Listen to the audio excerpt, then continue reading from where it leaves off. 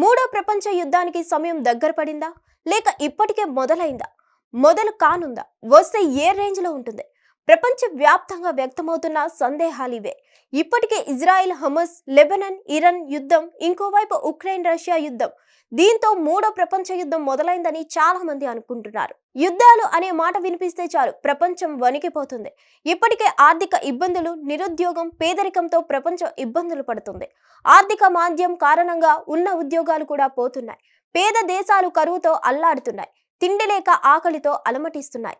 ఆకలి చావులు పెరుగుతున్నాయి. ఇలాంటి తరుణంలో మూడో ప్రపంచ యుద్ధం వస్తే పరిస్థితి మరింత దిగజారుతుంది. సంపదను యుద్ధాలకు ఖర్చు చేస్తే ధనిక దేశాలు కూడా పేద దేశాలుగా మారిపోయే ప్రమాదం ఉంది.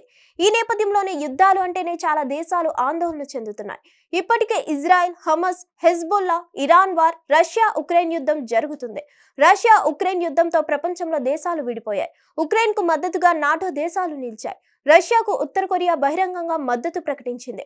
పరోక్షంగా చాలా దేశాలు అండగా ఉన్నాయి. నాటో దేశాలు ప్రత్యక్ష యుద్ధం ప్రారంభిస్తే రష్యా తరపున దేశాలు కూడా పోరాటానికి దిగే అవకాశం ఉంది. ఇలాంటి పరిస్థితుల్లో ఇక Iran, Syria, Hamas, Israel, Iran మధ్య బిక్కర పోరు తప్పదన్న సంకేతాలు వెలువడుతున్నాయి. మరోవైపు చైనా, తైవాన్ మధ్య ఉద్రిక్తత నెలకొంది. ఇలాంటి పరిస్థితిలో ఓ బిషన్ చెప్పిన భవిష్యవాణి మరింత ఆందోళనకు గురి చేస్తుంది. మూడో ప్రపంచ యుద్ధ మేఘాలు కమ్ముకుంటున్న వేళ బిషప్ మార్ మేరీ ఇమ్మాన్యుయల్ చెప్పిన భవిష్యవాణి ఇప్పుడు ప్రపంచాన్ని మరింత ఆందోళన కలిగిస్తున్నాయి.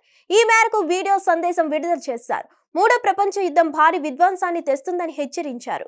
ఈ యుద్ధంలో ప్రపంచ జనాభాలో 1/3 కనుమరుగవుతుందని వెల్లడించారు. మిగిలిన 2/3 తాము ఇక పుట్టకూడదని కోరుకుంటారని తెలిపారు. ఈ యుద్ధంలో అణ్వాయుధాలను వినియోగిస్తారని పేర్కొన్నారు. భవిష్యత్తు గురించి బిషప్ వెల్లడించిన విషయాల వీడియో సోషల్ మీడియాలో వైరల్ అవుతుంది. బాబా వెంగా, నోస్ట్రాడామస్ తదితర ప్రపంచ ప్రసిద్ధ భవిష్యవాణివేత్తలు కూడా ఇదే విషయాలను వెల్లడించారు.